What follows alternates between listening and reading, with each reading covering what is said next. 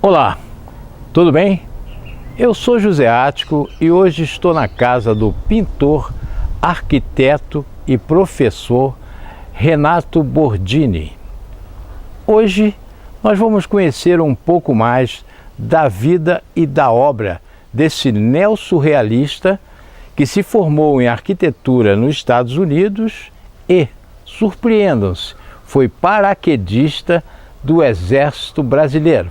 Bordini, nascido no Rio Grande do Sul, você já era bom de desenho desde os 5 anos. Nessa fase assim, alguém te incentivou? Como tudo na vida, tudo tem um começo. E eu tive a sorte, que em geral é de quase todas as pessoas, de ter uma avó maravilhosa. Com curiosidade do que está em volta, eu acho que o artista tem aquela qualidade, vamos dizer assim, de poder explicar, poder fazer com que perdure uma experiência própria. E de menino eu nasci praticamente no meio da guerra, um pouquinho da guerra. Nós morávamos perto de um aeroporto. E tinham aviões que passavam bastante perto e aquilo me fascinava. Fascina uma criança, um aviãozinho voando, aquela coisa toda. E eram vários durante o dia, porque era exercício de aterragem e decolagem, aquela coisa. Com aquela necessidade de guardar aquele momento, que para mim era uma coisa mágica, eu peguei um pedaço de papel e um lápis de minha mãe e desenhei o avião. Foi o meu primeiro desenho. E aí não parou mais. E aí Aí você depois dessa fase que você descobriu essa vocação, você fez algum curso ou você seguiu sendo autodidata? Você na sua vida escolar, na sua infância e mesmo na primeira juventude, você tem aulas de desenho. Pelo menos eu tive, e muitas, né? Dentro daquele currículo de escolaridade sempre tinha trabalhos manuais, apreciação da arte, desenho, essas coisas todas que, quando você se interessa por alguma coisa, ela para você passa a ter um sabor melhor. Então você vai atrás, faz com mais gosto, aprende melhor. De repente, você deixa o Rio Grande do Sul, deixa a província, vem para o Rio de Janeiro e ingressa nas Forças Armadas como paraquedista. Isso aí, primeiro, tem alguma relação com o teu antepassado, o General Osório, ou você simplesmente quis deixar o Rio Grande do Sul, veio para o Rio de Janeiro? Vamos dizer assim, veio para a cidade grande. O que te motivou a sair de lá e ser paraquedista no Rio? Ático, o militarismo correu sempre nas veias da família. Coronel Bordini, a Guerra do Paraguai, aquela coisa toda. Durante essa época da Guerra do Paraguai, o General Osório era um Coronel Osório e tinha um colega, Coronel Bordini. Coronel Bordini casa-se com a irmã do General Osório.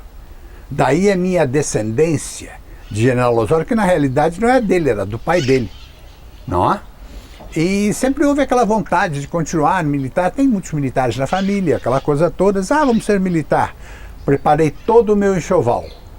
Aí muda de ideia. Quando você tem 15, 16 anos, você muda de ideia. Você não sabe onde está. É o tal do menino na frente de uma mesa de doces que não sabe por onde vai começar. Né? Exato. E eu mudei de ideia, não quero mais ser militar. Aí fui para tirar um serviço, para cumprir com aquela obrigação. Meu pai era muito amigo do general comandante e eu fui ver o general. O general disse, você não quer servir o exército? Eu digo, não é isso, eu quero servir o exército, eu só não quero ir para PE, porque eu era muito alto. Na época, hoje em dia eu já sou mais baixinho um pouco. E eu não queria ir para a polícia militar. Estava no colégio, estava fazendo, estava estudando, aquela coisa toda, e sempre desenhando. Diz ele, eu vou aproveitar você no Estado Maior, que tem uma seção de mapas, de coisa e tal, e vão aproveitar o seu talento dentro daquilo. E lá fui eu, para o quartel-general de Porto Alegre. Lá dentro, um dia, apareceu um movimento muito grande. Os soldados todos correndo, aquela coisa e tal, e fui ver o que era. Eram 3 deuses que apareceram lá dentro. Escudos, botas vermelhas, uniforme feito por alfaiate, uma total diferença daquilo que existia lá, dos milicos de Porto Alegre. Eu gostei muito daquilo, eu digo, vamos lá, vou ver o que é isso. Aí me enterei que eram paraquedistas. Era um oficial, um tenente, um sargento e um soldado. E estavam angariando voluntários, porque para você paraquedista tem que ser voluntário. Eu achei aquilo muito interessante, eu disse, eu quero ser isso. Pedi minha transferência e fui. Veio para o Rio de Janeiro. Vim para o Rio de Janeiro. Eu fiquei 4 anos na escola, então escola de paraquedistas. Foi uma experiência boa, disciplina, perdurar naquela intenção. Aquilo tudo foi uma escola maravilhosa. Daí fora, vem os Estados Unidos. É isso que eu ia perguntar para você. Em 1963, 63, você foi para os Estados Unidos. Qual foi a motivação que te levou aí para os Estados Unidos? Estudo, aperfeiçoamento, ver como os Estados Unidos, uma nação importantíssima, potente, forte, desenvolvida, aquilo tudo, eu queria ver como é que os americanos fazem. E fui. Era jovem, ambicioso, com vontade. Então, caí em escola e profissão, sempre tudo relacionado com desenho, que era o que eu realmente buscava. Né? E passei uma vida inteira nos Estados Unidos. E começando a pintar cada vez mais. Até que chegou o dia de pendurar as chuteiras. Mas você, nos Estados Unidos, você fez um curso de arquitetura. Isso aí eu fiz a tua escola vida. Parsons de desenho. A arquitetura veio um pouquinho depois. Você tem que trabalhar, você tem que ganhar dinheiro para poder estudar. Nos Estados Unidos tem tudo o que você quer, mas você tem que trabalhar por aquilo. Então, depois de um certo tempo, eu já podia garantir a minha escolaridade, me dediquei à arquitetura, aplicando o desenho, no desenho de móveis, e assim por diante, porque é tudo correlato, né? Você faz um desenho de uma cadeira, você faz o desenho da fisionomia de uma pessoa, as coisas, uma flor, as coisas variam de acordo com aquela necessidade e a vontade do artista de expressar uma experiência, um sentimento, um sonho, uma vontade, e assim vai. Depois de desenhar móveis, você montou a sua própria fábrica. Que Isso você depois podia aplicar a tua qualidade de artista plástico, é isso? Foi realmente, essa é a ideia. O que aconteceu comigo na América foi uma mudança de cidade, estado. Eu saí de Nova York, na qual eu já estava lá há 20 anos, tinha uma clientela e o verão de Nova York é muito frio. Então, talvez me lembrando do Patropi, eu resolvi mudar para Miami. Também porque eu tinha muitos clientes que estavam já na Flórida. Fator idade, aquela coisa. Mudei para a Flórida. Na Flórida, entrando em contato, utilizando artesãos da indústria mobiliária e essa coisa toda, eu acabei fazendo sócio de um homem muito trabalhador, com muito talento, e nós tínhamos uma fábrica de móveis. Eu desenhava meus móveis, fazia os meus móveis, até que chega uma parte da sua vida em que você fica um pouco cansado. É uma batalha forte. E sempre dentro desse trabalho relacionado com mobiliário, com casa, com coisas assim, sempre havia a oportunidade de colocar uma obra minha, falando da pintura, que era a minha ocupação de horas vagas. Assim. Nunca deixei realmente a arte da pintura. E aplicava dentro daquilo que eu fazia. Até que chegou a hora de pendurar as chuteiras. Me diz uma coisa, de repente você cansou da Flórida e resolveu vir para o Brasil. Como é que você veio para Teresópolis? Flórida, Brasil, Teresópolis. A vida tem surpresas pra gente. As razões pela qual eu vim para Teresópolis não existem mais. Né? Nós nos relacionamos com pessoas. Nós temos parentes, nós temos amigos, nós temos ligações comerciais, profissionais, essa coisa. Nada disso mais existe. Mas eu gostei muito de Teresópolis. Eu fiz de Teresópolis a minha cidade. Primeiro que quando eu vi da Flórida para cá, quando eu subi essa serra, que é uma festa para os olhos, realmente uma maravilha, aquela mudança de eu gosto muito disso aqui, eu vou ficar aqui. E eu estou aqui há 20 anos. Agora, um dia, você me contou, antes da nossa conversa agora, você me contou que você tinha um pedreiro aqui que estava aumentando o muro aqui da casa, e aí ele te deu uma ideia e você resolveu dar aula de pintura. A história é um pouquinho. A história essencialmente é isto. Mas eu estava querendo fazer um muro aqui nesta casa. Não tinha muro, tinha uma cerquinha pequena com uma sebezinha atrás. E eu estava pintando.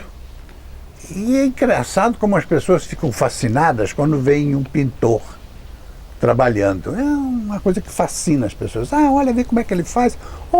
Né? Uma pincelada vira uma coisa. E ele estava olhando o que eu estava pintando e estava admirando aquilo muito. Era um homem comum, de uma educação simplesmente básica, mas com muita inteligência. E ele estava observando aquilo e apreciando. Aí, fazendo esse muro, ele fazia umas fundações, e eu, como arquiteto, olhei aquilo e achei um pouco forte demais. Aí eu digo, olha, não faz isso porque o meu prazo de validade está chegando ao fim. Eu não quero que você faça aqui as bases para a muralha da China. Vamos fazer isso uma coisa mais rápida. Aí, porque daqui a pouco eu vou me embora. Aí a resposta dele foi muito interessante. Ele disse, o senhor está falando que o seu prazo de validade está terminando. E quando terminar, isso tudo, essa maravilha que o senhor faz, vai para onde? Por que o senhor não dá aulas de pintura?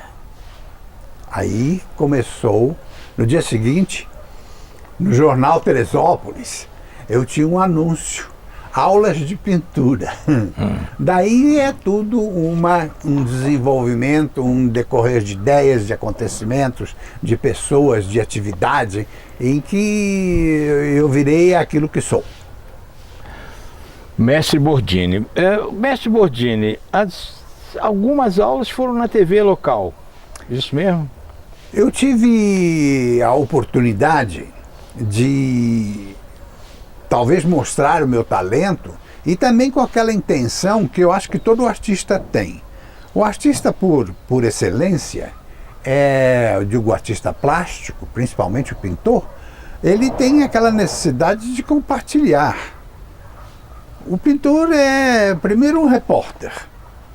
Ele mostra coisas que ele viu, que aconteceu, né? A atividade que ele presenciou. Coloca aquilo de uma maneira tangível, num pedaço de papel, numa tela. Depois disso, aquela necessidade de compartilhar se realizou com o aparecimento desse senhor que era dono desse canal de televisão e conversando. Ele disse, existe uma falta de prorrogação, nós nos encontramos numa exposição de arte. Eu digo, por que você não faz numa programação que eu fiz na América, antes de vir para o Brasil, né?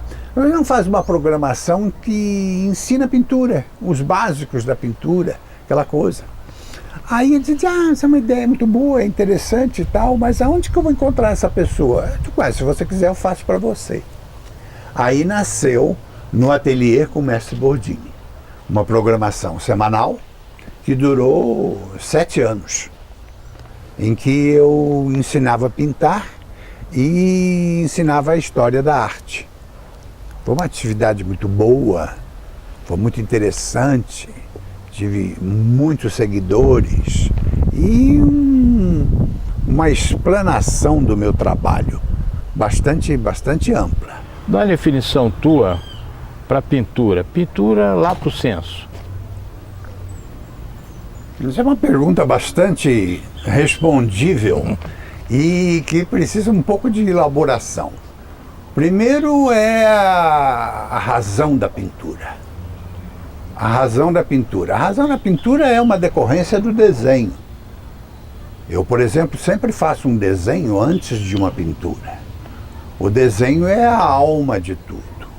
Um desses pintores da época renascentista dizia que, acho que era Rubens, não tenho bem certeza, mas ele dizia que a pintura é como um marinheiro num barco que sai sem remos. Se ele não tiver remos, ele está à deriva, ele não sabe para onde vai. O desenho te dá a direção, a condição, o tamanho, o posicionamento, a proporção. O desenho é a alma de tudo. Primeiro nós necessitamos, e eu sempre digo isso para os meus alunos, situar dentro daquele campo escolhido para pôr em prática a sua pintura, o seu desenho, será um papelão, uma madeira, uma tela, um papel de desenho, o que for. O tamanho dele vai nos dizer o tamanho do nosso objeto que nós vamos pintar. Se for uma pintura de uma pessoa, um humano, você tem que ter muito cuidado para ter um pouco de espaço em cima, dos lados, proporcionar aquilo com um balanço. Há os casos em que você vê um quadro em que é uma figura humana que está assim. Por que ela está assim? Porque não deu lugar para a cabeça sair fora do quadro. Então, você tem que situar com um espaço, já tem que saber aquilo. O principal, muito importante numa pintura, quando você faz o retrato de uma pessoa, é pintar os olhos. Em primeiro lugar, posiciona os olhos. Depois tudo é consequência. Numa paisagem, você tem que ter o horizonte. Ele será mais alto ou mais baixo de acordo com a posição do observador. Existem regras, muitas regras. Essas regras têm que ser seguidas, uma após a outra. São decorrências. Depois disso tudo estabelecido, é só espalhar tinta. Me diz agora, como é que você definiria a tua pintura? A minha pintura? A minha pintura depende, e eu acho que a maioria dos pintores é assim, de uma seleção momentânea, de acordo com as circunstâncias. Você, quando se vai estudar pintura numa academia, com um professor, e vai começar assim, eles vão colocar você no que chama-se a pintura clássica, aquela pintura acadêmica, aquela pintura certa, observando dimensões, iluminação, aquela coisa toda. É mais um retrato, você aprende a retratar. Vamos desenhar aquela árvore, então você vai desenhar aquela árvore, aquela caixa, aquele cavalo, vai complicando a coisa, mas sempre um objeto. Depois de um certo tempo de experiência, o pintor vai passar por uma avaliação própria. Ele vai ver, vai sentir aquilo que ele faz melhor, dentro daquela toda experiência primária. Vai se definir dentro de um estilo. Existem vários. Existem pintores que estão com 80 anos e que ainda não descobriram, pintam muito bem, mas ainda não descobriram um estilo. Você não procura um estilo, é como você não procura uma amizade. Você diz, eu vou ser seu amigo. Poderá ser ou não, Mas que a amizade não é uma coisa que você elege, vou ser amigo de fulana. Não é assim, de repente pode acontecer. Pintura é a mesma coisa. Há pintores que elegem dedicar aquele trabalho, aquela obra, a uma observação, a uma interpretação daquilo que pode ser especificado. Desta seleção, de uma maneira de como se expressar, você vai determinar o seu estilo. A mais complicada, vamos dizer assim, destas formas, seria o surrealismo. Porque o surrealismo não existe. Ele existe sim. O que é uma surrealismo? O surrealismo é uma pintura que mostra objetos conhecidos com muita distinção, muito bem feita, muito bem explicada, muito limpinha e tal, de objetos conhecidos. Só que a relação deles consigo mesmo e no ambiente é uma coisa absolutamente fantasiosa, às vezes incongruente. Muitos pintores surrealistas que nós conhecemos entraram nas raias do absurdo. Nós temos Goya, por exemplo, que foi um pintor maravilhoso, retratista, e que na fase final de sua vida ele está surrealista. Então ele tem morcegos, bruxas, caldeirões, incêndios, monstros. Tem uma pintura de Goya que ele pinta um gigante, uma figura imensa dentro de uma cidade que está devorando uma pessoa, com a pessoa que ele tem na mão. É uma coisa absolutamente maluca, incongruente, se vocês quiserem assim. E depois vem disso o surrealismo. Eu, por exemplo, durante muitos anos, me dediquei ao surrealismo. É uma pintura de expressão. Vamos mostrar um sentimento. Existe aquela metáfora do real com o irreal. Escolhi, então, uma autodeterminação, que aquela ideia de uma pintura de pesadelo não tinha nada a ver com a minha maneira de ser, com aquilo que eu queria expressar. Então eu pinto, e pintei muito, o que eu chamo de neossurrealismo. É um surrealismo, porém o contexto dele é um pouco diferente. Eu sempre digo que eu pinto sonhos e não pesadelos. Quem pintava pesadelos era o Dalí. Dalí, de uma certa forma, sim. Se bem que existem muitas formas, muitas pinturas, muitas obras de Salvador Dalí que eram surrealistas mesmo e não tinham nada de pesadelo. Ele tem uma pintura que ele mostra a figura de um homem que representa Jesus Cristo, vista de cima. É um quadro bastante grande, é um quadro que tem, eu acho que 6 metros de altura por 3 de largura, uma coisa enorme. Eu vi esse quadro no Museu de Arte Moderna em Nova York, que é uma coisa sensacional, é uma maravilha. Realmente você aprecia ver aquilo que ele quer mostrar, num contexto surreal, porque essa figura que está não pregada, mas à frente de uma cruz, vista como se fosse de um satélite, porque o mundo, o planeta Terra está embaixo. Isso é uma atitude surreal, no entanto não é monstruosa, não é? Não é necessariamente monstruoso. Projetos de Mestre Bordini. Quais são os projetos seus daqui para diante? Continuar vivo. O pintor não tem vontade de morrer, porque ele sempre tem uma vontade de fazer mais alguma coisa.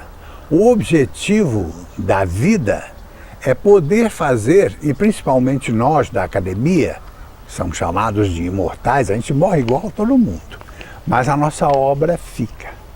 Quanto mais você puder deixar, e a qualidade daquilo que você puder deixar, melhor. Perdura, continua os seus dias. Me diz uma coisa, uma última pergunta. Você Uma pergunta que são duas. Você está na academia desde que ano? Desde 2000. Desde 2000. É. E me diz uma coisa, falando dos quadros que você pintou nos Estados Unidos, tem quadros espalhados por todo o mundo. Tem uma ideia mais ou menos de que países tem quadros teus? Quem pode apreciar a tua arte? Em que países mais ou menos? Você tem ideia? Todos os países lusófonos, aqueles que falam a língua portuguesa. O Brasil, o ideal, eu acho que é o lugar onde eu pintei mais nesses últimos 20 anos de minha vida. Mesmo porque quando você não tem mais outra atividade, sobra mais tempo para aquela que você escolheu como o seu modus vivendi de cada dia. Nos Estados Unidos tem muita coisa, e tenho muito trabalho em Portugal, tenho obras em vários museus do mundo, na África portuguesa, na Madeira, no Funchal, né? Cabo Verde, tenho quadros na França, na Espanha, na Rússia. Eu realmente tenho muito assim, mas a maioria dos meus quadros estão aqui no Brasil. Depois disso eu diria que vem Portugal e depois os Estados Unidos.